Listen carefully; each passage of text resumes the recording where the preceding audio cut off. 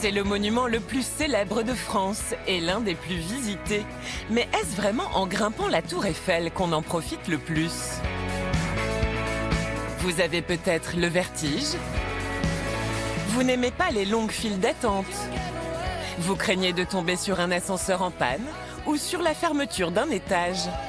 Et si finalement le meilleur moyen de profiter de ce monument, c'était à distance?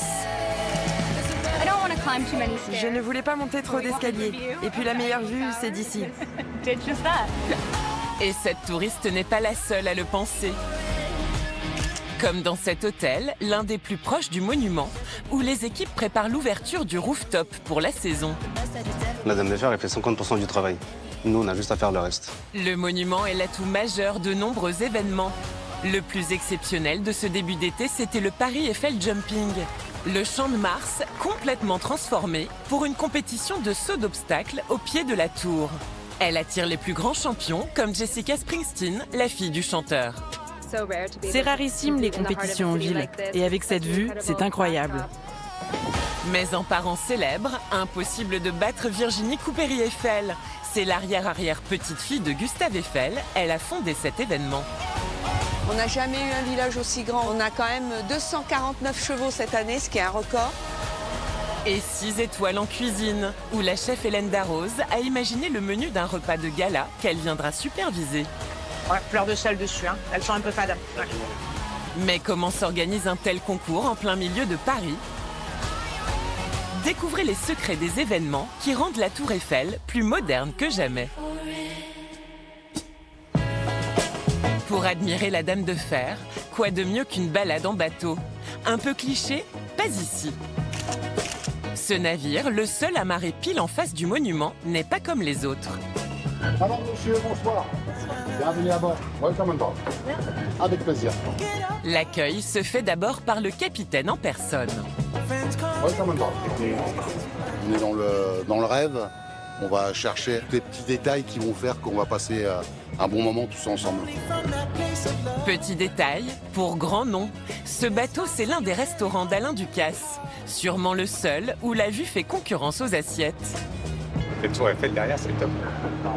Je suis sûre que la nourriture est délicieuse, mais cette vue est imbattable. C'est parfait pour fêter nos fiançailles. Comme ce couple de New-Yorkais, beaucoup de clients s'offrent ce restaurant pour une occasion spéciale, avec des menus à partir de 170 € par personne. Ça, c'est du poisson? Oui, un poisson blanc.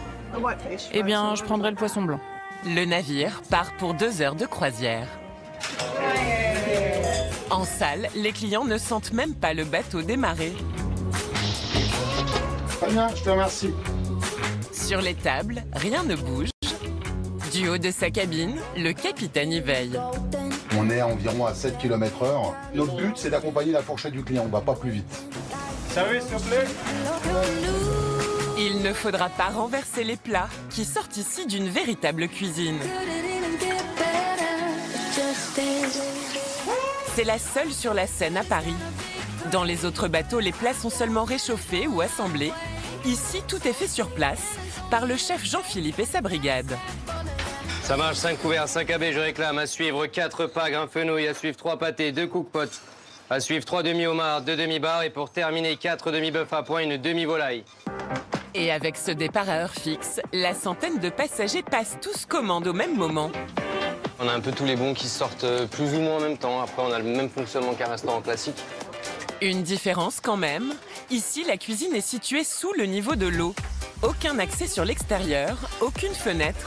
Il y fait chaud tout le temps. Du fait qu'on soit un bateau, on est sujet à des normes de construction. Et du coup, c'est vrai qu'on a des choses qui ne fonctionnent pas pareil que dans un restaurant ou dans un établissement classique. C'est juste en termes de chaleur, c'est vrai que c'est un peu plus dense. La routine pour Jean-Philippe. Et je réclame 2 cookpots encore, s'il vous plaît. Mais à l'approche du 14 juillet, vous verrez que le chef va devoir relever un sacré défi. Du côté de la terre ferme, sur le Champ de Mars, juste avant l'ouverture de la grande course d'obstacles, Ok, à tout à l'heure. c'est la course contre la montre Bon, bah, tout à l'heure, on fait un petit tour. pour l'organisatrice. Tout va bien? Ouais. Ça va bien? Ouais.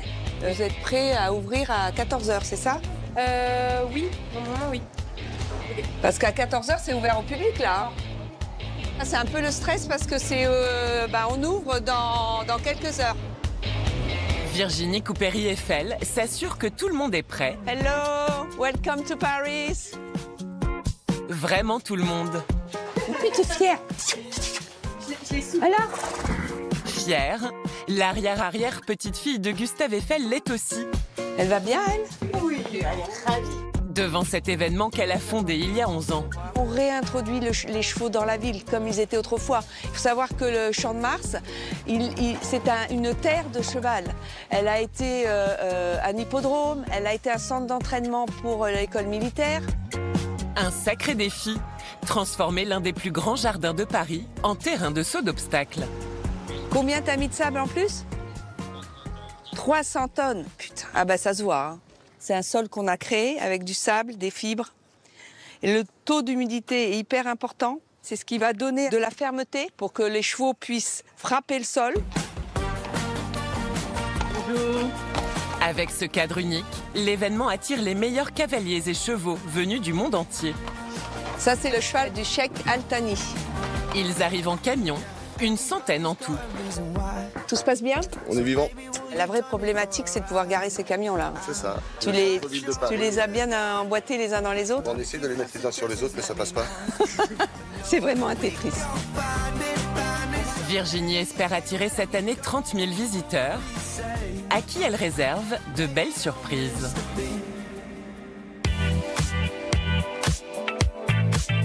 C'est indéniable, la Dame de Fer est un atout en or. Dans l'un des hôtels les plus proches du monument, on l'a bien compris. Espace VIP, vous avez l'une des plus belles vues de tout Paris. Le dernier étage de l'hôtel ouvre aujourd'hui pour l'été. Et pour la première fois cette année, il va être accessible dès l'après-midi, avec un tea time. On a rajouté plus de canapés, agrandi l'espace. C'est pour ça qu'on est en train de changer la piste de danse aussi, pour agrandir la salle. Sauf qu'une heure avant la nouvelle ouverture, la salle version tea time n'est pas du tout prête. Ça, c'est le setup. Vous mettez sur toutes les tables basses, quand tu arrives, que tu vois bien au niveau du bar. Ça rentre. Vous allez m'enlever tout le papier qui est dessus, etc. Vous faites attention, tout ce qui est autocollant, vous m'enlevez tout. Quand on est prêt, on peut les installer directement sur table. Là, il reste 30 minutes. Pas le choix. Allez. Kumaran Bala, le directeur restauration, Superbe. Hop, tiens. donne un coup de main. Ramène-le à l'intérieur encore. Tire-le vers toi. OK. Prêt pile à temps pour les premiers clients. Bienvenue. Merci. Salut. Merci. Merci beaucoup. Je vous en prie. Ce soir, l'hôtel lancera officiellement sa saison estivale. La soirée sera-t-elle à la hauteur des attentes? Sur le bateau, Jean-Philippe, lui, voit déjà plus loin.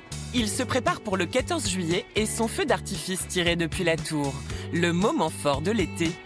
Il travaille sur un menu unique pour les clients du bateau, qui seront aux premières loges du spectacle. On a fait une réelle fête au même titre qu'un réveillon de Noël ou un réveillon du Nouvel An. C'est l'occasion de se faire plaisir, de tester de nouvelles choses. Ça nous permet de nous éclater un peu plus. Et pour cela, il a décidé d'accorder ce poisson blanc avec un fromage de brebis. Alors ça, c'est le caillé de brebis, le caillé frais. Un mélange audacieux. Ça reste une prise de risque toujours, ouais. Et ce n'est pas la seule pour le jeune chef. On m'a dit, fais un dressage freestyle. Lâche les chevaux, on m'a dit. Tu vois, on se prend notre petite tranche de poisson, là, on se fait un petit truc un peu rangé par rangé, quoi. On cache le caillé, donc tu vois, ça fera un peu cet effet un peu surprise. Le petit oseille, c'est bien, ça va ramener une petite acidité. Mais je veux déjà avoir votre avis. Le plat va-t-il être sur le menu spécial 14 juillet? C'est bien perlé. Ouais. En tout cas, visuellement, c'est appétissant. Pour un tel événement, Jean-Philippe ne décide pas seul. Bonjour. Bonjour. 3 chefs responsables des restaurants Alain Ducasse viennent le goûter. Petite sauce cerise acidulée.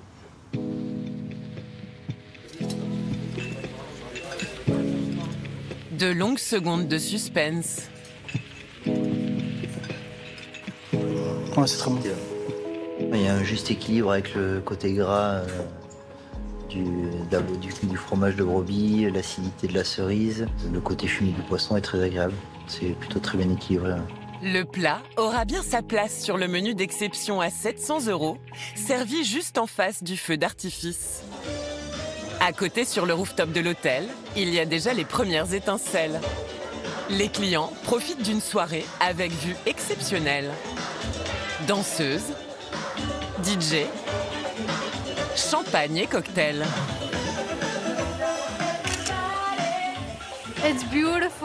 C'est magnifique, j'adore. Je suis indienne et je vis à Singapour.